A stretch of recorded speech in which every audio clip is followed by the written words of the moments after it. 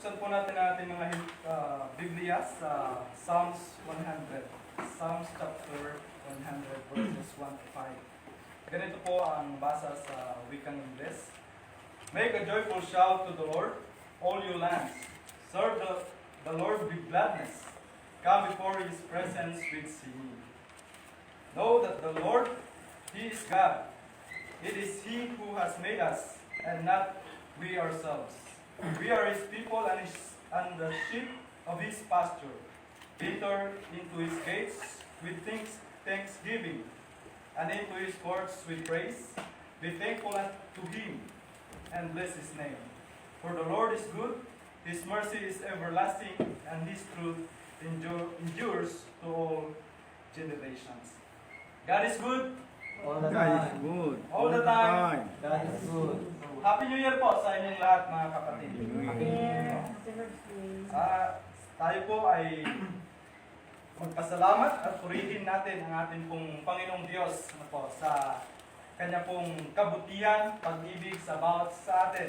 Kapagkat muli niya pong ipinamulat sa atin ang bagong taon or ang 2021. Tunay nga po, mga kapatid, na tayo po ay dumanas ng mga maaaring sabi natin.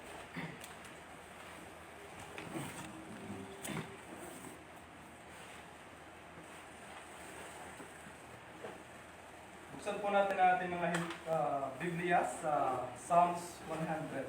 Psalms chapter 100 verses 1 to 5. Ganito po ang basa sa wikang Ingles. Make a joyful shout to the Lord, all you lands. Serve the Lord with gladness. Come before His presence with singing. Know that the Lord, He is God. It is He who has made us, and not we ourselves. We are His people and the sheep of His pasture. Enter into His gates with thanksgiving, and into His courts with praise. Be thankful to Him, and bless His name. For the Lord is good, His mercy is everlasting, and His truth endures to all generations. God is good. All the God is time. good. All the time. God is good. Happy New Year po sa inyong lahat, mga kapatid. Happy New Year. Tayo po ay magpasalamat at purihin natin ang ating pong Panginoong Diyos sa Kanya pong kabutihan, pag-ibig sa bawat sa atin. Kapagkat muli niya pong ipinamulat sa atin ang bagong taon or ang 2021. Tunay nga po, mga kapatid, na tayo po ay dumanas ng mga maaaring masasabi nating kasawian, mga trahedya sa 2020. Ngunit kung atin pong papansinin, mga kapatid, mga kaibigan, mas marami pa rin po tayong dapat ipagpasalamat sa atin pong Panginoong Diyos. Na kung saan, ang katanungan sa atin is, naipagpasalamat na po ba natin ang mga bagay na iyon sa ating pong Panginoong Diyos? So, napakabuti po, mga kapatid, kung naipagpasalamat po natin.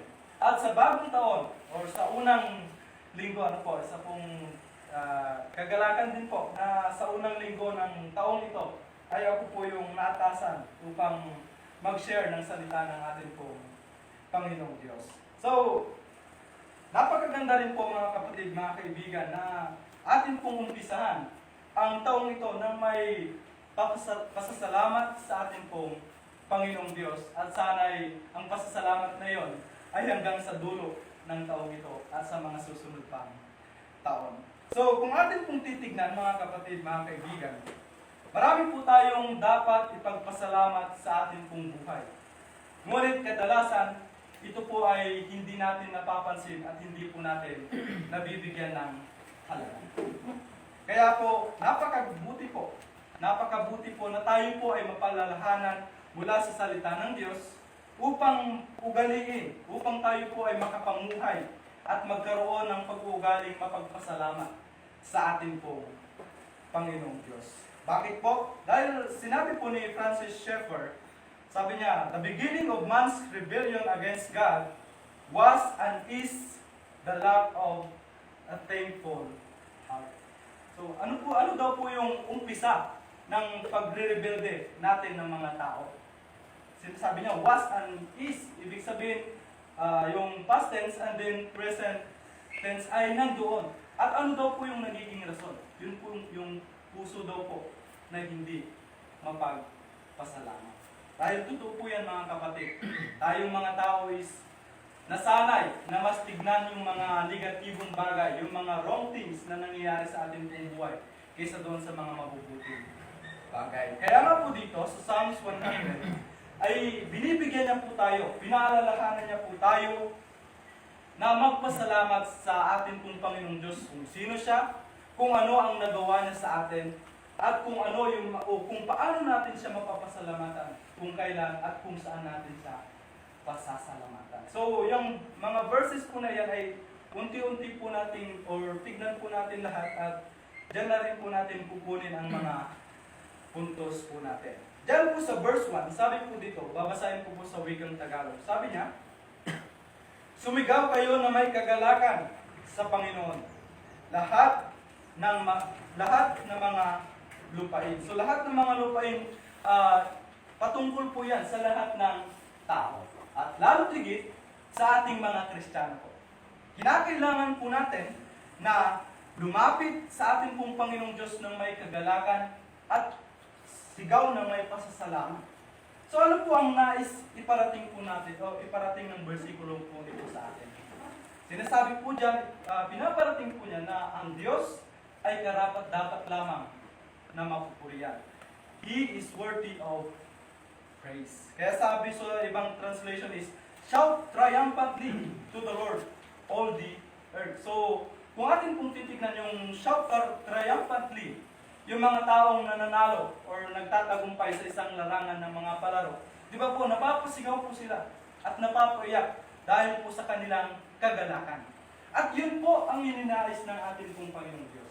Na tayong mga anak niya, tayong mga lingkod niya, tayong mga tagasunod niya, ay kinakailangan po na may magkaroon ng ganoong kagalakan, pasasalamat.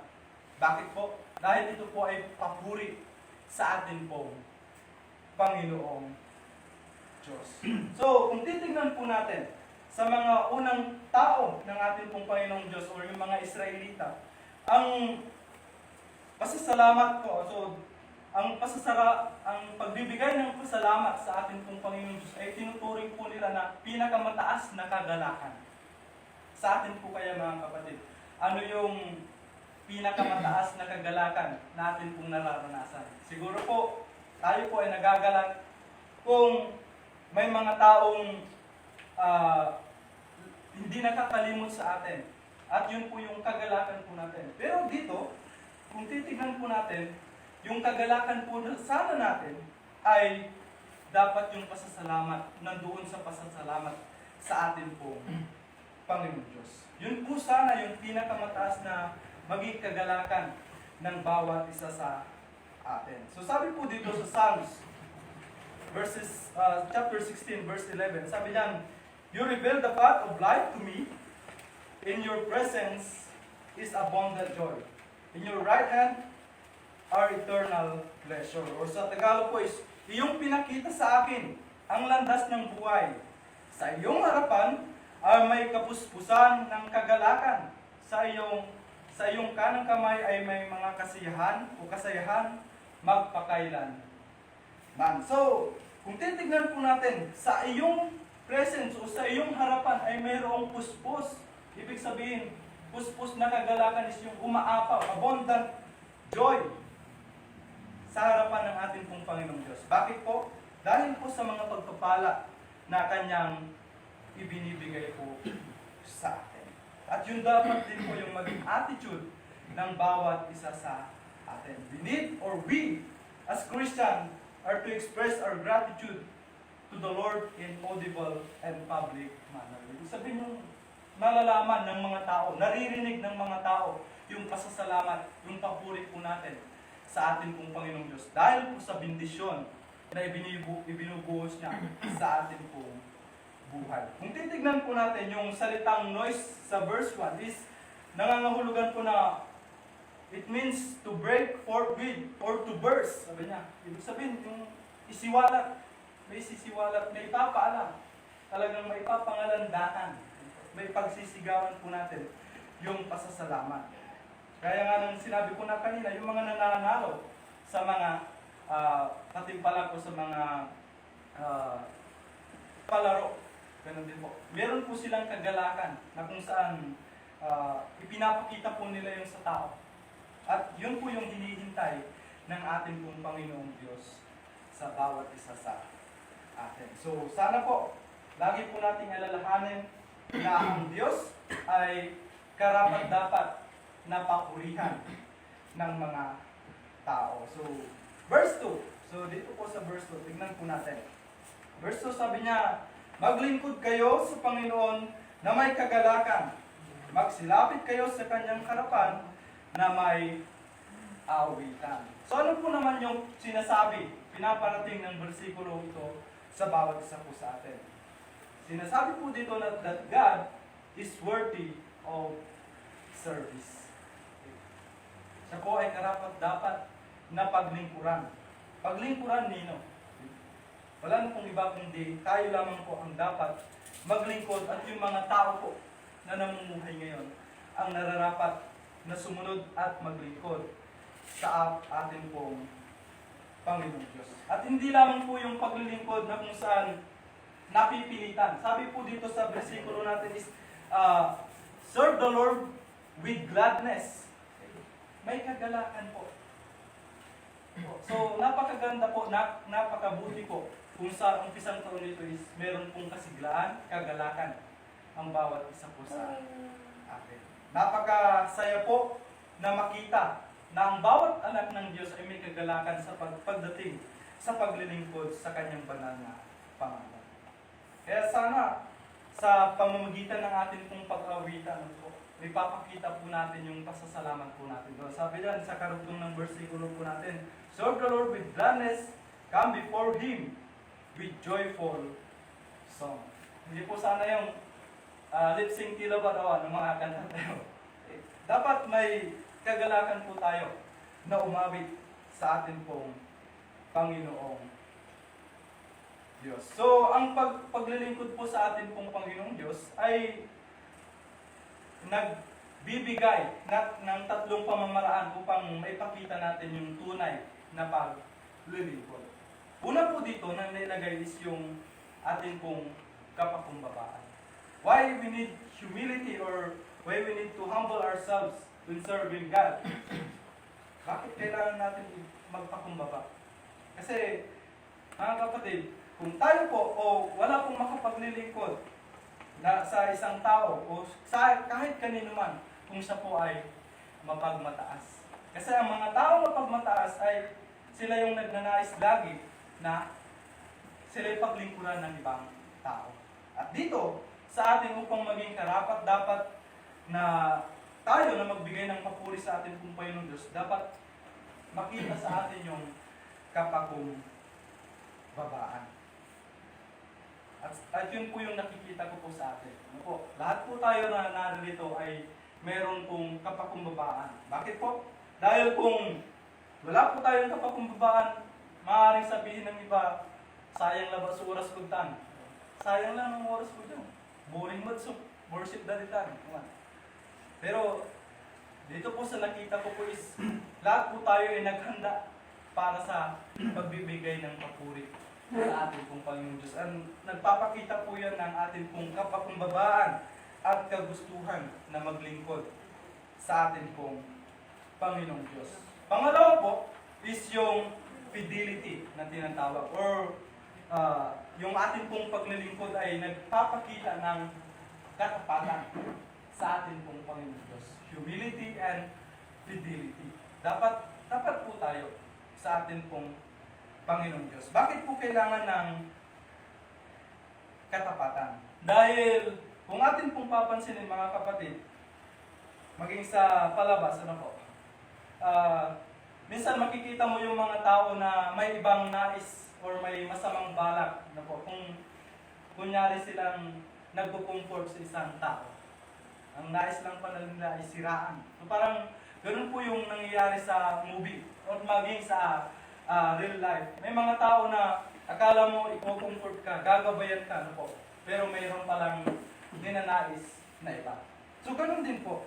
Kung tayo po ay may katapatan sa paglilingkod sa atin pong Panginoong Diyos, ang nais lamang natin is yung mapapurihan siya, mapasaya ang ating pong Panginoong Diyos na walang hinihintay na anumang kapalit.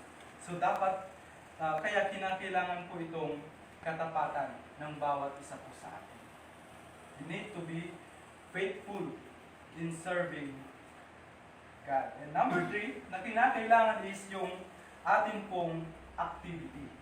So, hindi po natin mapaglilingkuran ang isang tao kung wala tayong ginagawa. Sabi dito, you can serve someone if you don't do anything. So, ibig sabihin, kinakailangan na mayroon po tayong kapakumbabaan sa paglilingkod, katapatan sa paglilingkod sa atin pong Panginoong Diyos, at ang pinakamahalaga ay yung paggawa, pagsunod, upang mapatunayan yung tunay na paglilingkod sa atin pong Panginoong Diyos.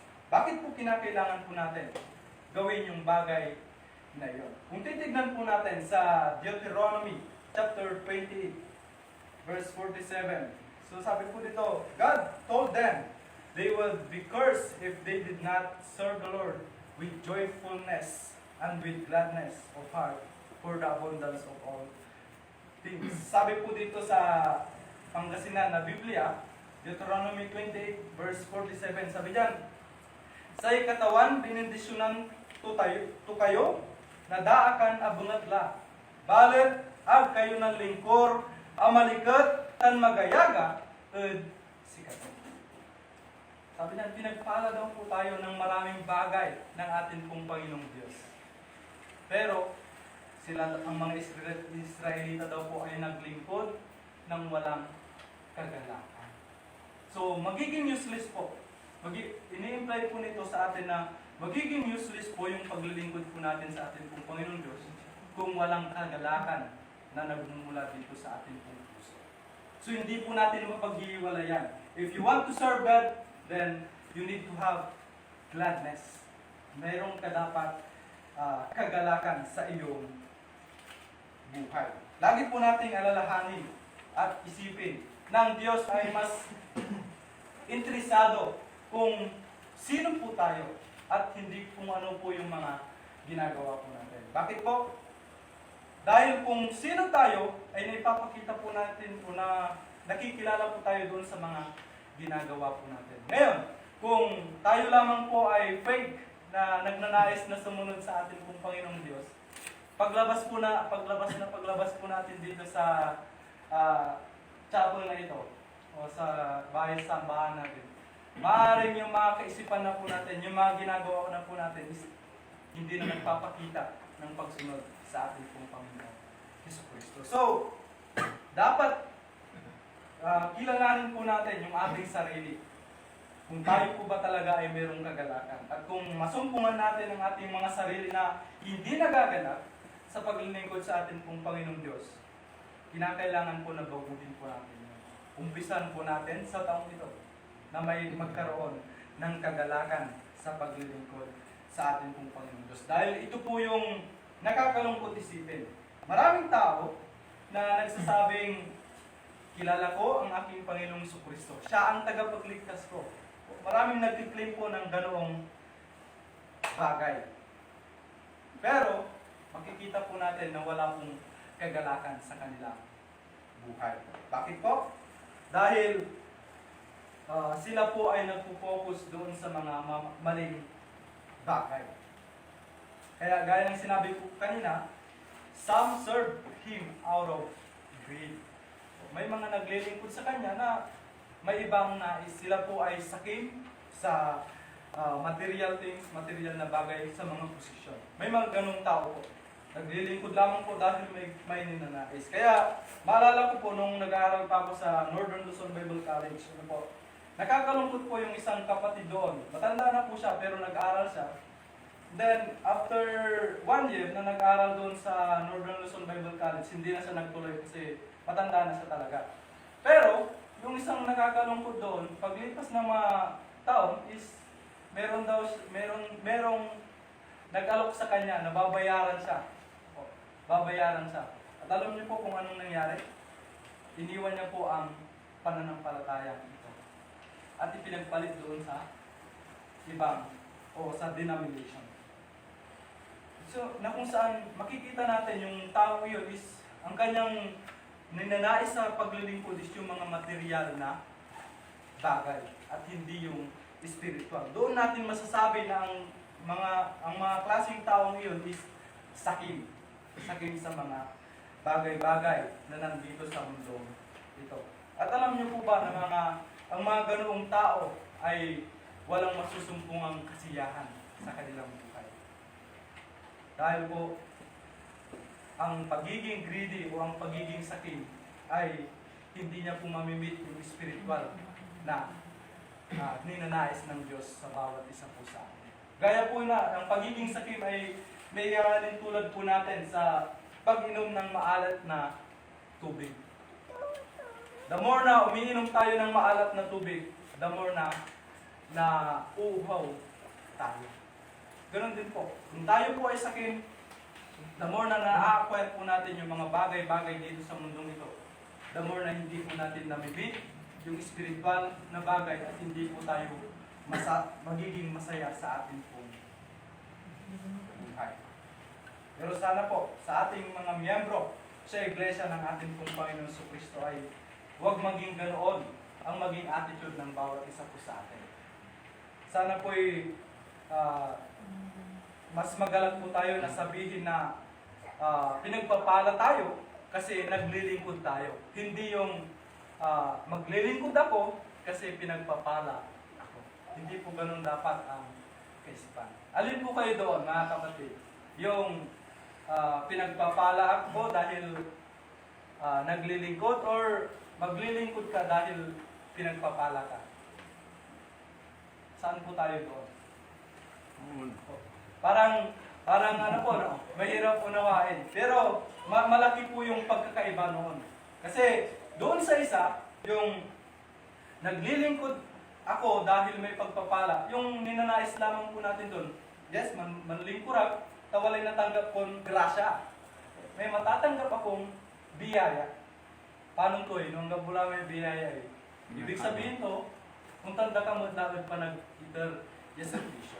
Kaya doon po sana tayo doon sa pinagpapala tayo dahil naglilingkod tayo. At tunay po yon na tayo pong lahat ay pagpapalain kung ginagawa po natin ang kalooban ng Diyos. Huwag po tayong masilaw sa anumang mga bagay na pansamantala lamang. Okay. Dapat tayo po ay kung may pakita po natin yung tunay na paglilingkod sa pamamagitan po ng kapakumbabaan, katapatan at atin pong paggawa sa paggawa ng mga mabubuting bagay. So, verse 3 po. Sabi po dito, kilalanin ninyo na ang Panginoon ay Diyos. Siya ang lumalang sa atin at tayo'y Kanya. Tayo'y Kanyang bayan at mga tupa na Kanyang pastulan. So, pinapakita po dyan na siya lamang, He alone is siya lamang ang Diyos na kung saan nagpo-provide ng mga pangangailangan natin. So, we need to acknowledge, kilalanin natin ang ating pong Panginoong Diyos. Dahil wala na pong ibang karapat dapat sa ating pong paglilingkod, kundi ang Diyos lamang ang karapat dapat na mabigyan ng paglilingkod, lalo higit sa mga tao nito. So, bago po sana, before our career, our family, our children, or yung mga anak niyo po, wala pa po akong anak niyo. Before your wife, before your own desire, before everything, dapat unahin po natin ang Diyos. Bago ang lahat, dapat mauna sa buhay po natin ang ating pong Panginoon Diyos. Dapat ang motivation po ng bawat po sa atin ay ang paglingkuran ang ating pong Panginoon Diyos ng may kagalakan. Kung titignan po natin, ang Diyos ay ang nagmamay-ari po sa atin. Siya po ang gumawa sa atin, kaya siya po ay ang nagmamay-ari sa atin. Kung titignan po natin, ano po, ginawa na nga po tayo ng Diyos. Binigyan na po tayo ng buhay ng Diyos. Ano po? Pero tayo pa rin po ay nagpalulong sa kasalanan. Ngunit kahit ganun pa po yung ginawa po natin, ang Diyos pa rin po ay gumawa ng paraan at binili niya po tayo ng dugo ng kanyang anak, which is ang ating pong Panginoon, Jesucristo. Ganoon po kadakila ang Diyos na sinasamba po natin. Ganoon po karapat dapat na pasalamatan ang Diyos sa bawat sa atin. Sapagkat kahit hindi po tayo karapat dapat na tumanggap ng mga biyayang iyon, ay ipinagkaloob niyo pa rin po sa atin. Yung bagay na hindi dapat sa atin. So, dapat din po nating maalala iyon at maglingkod ng may kagalakan sa atin pong Panginoong Diyos. Dito po sa mundong ito is wala po tayong masasabing pagmamay-ari natin. Sapagkat ang Diyos ang nagmamay-ari ng lahat ng mga ito. So, dito sa verse 3, sabi dyan sa bandang dulo, tayo'y kanyang bayan at mga tupa ng kanyang pastulan. Ibig sabihin, siya po yung shepherd, tagapangalaga sa atin bilang mga tupa niya. So, ano yung mga binibigay niya po sa atin? He provides our needs, He guides us, comforts us, protects us, and prospers us. Yun po yung ginagawa ng Diyos po natin. Siya po ang source ng lahat ng mga pagpapala na natatanggap po natin.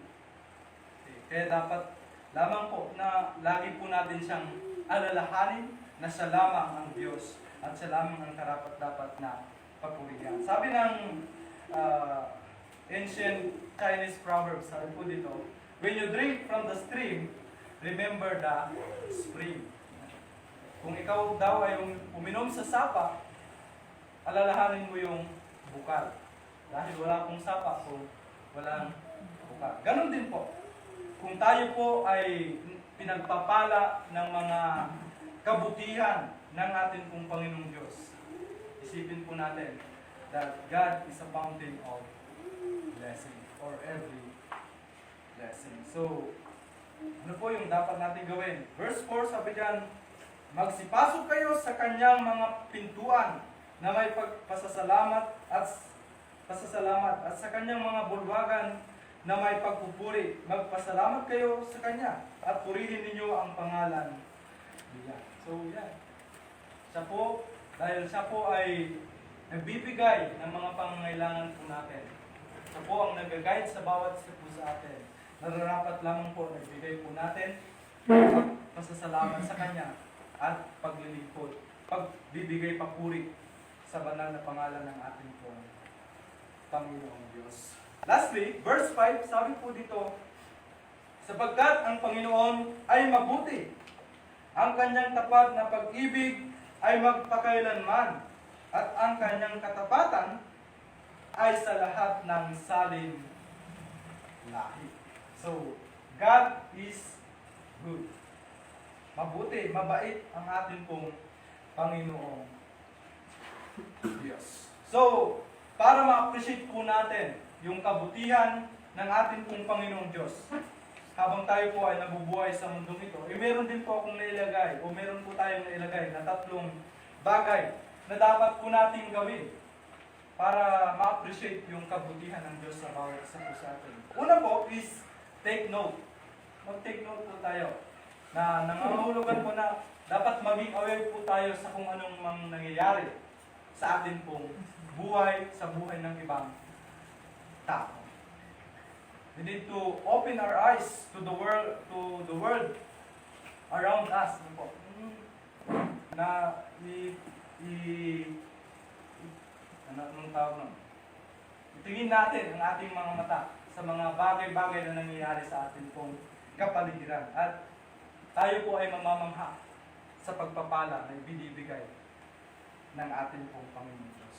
Kaya dapat i-take note po natin yung mga mabubuting bagay. And secondly is, we need to take inventory. Lagyan din po tayo, gumawa tayo ng inventory po natin. So, kung atin pong titignan, lahat po tayo ay umaawit ng count your blessings. Ano po? Napakagandang awitin po nun. Sabi niya, kung bagyo ng buhay ay maranasan, huwag manghina ang iyong kalooban, pagpapala ng Diyos ay iyong bilangin. Yes, dumarating po tayo sa mga pagsubok, dumarating po tayo sa mga kabiguan, kapighatian. Ngunit kung atin pong ililista lahat ng mga kabutihan ng ating pong Panginoong Diyos, ay mas marami pa po. Sa pagmulat lamang ng iyong mata sa umaga ay malaking pagpapala na po yun na walang kapantay na ibinigay sa iyo ng ating pong Panginoong Diyos. And number 3, we need to take action. So turn your attitude of gratitude into an action of appreciation. So, ito po yung paggawa na ng mabubuting bagay. Nakita po natin, nag-take note po tayo sa mga mabubuting bagay at inangkin po natin yung mga mabubuting bagay na nangyari sa ating buhay na ipinagpasalamat po natin.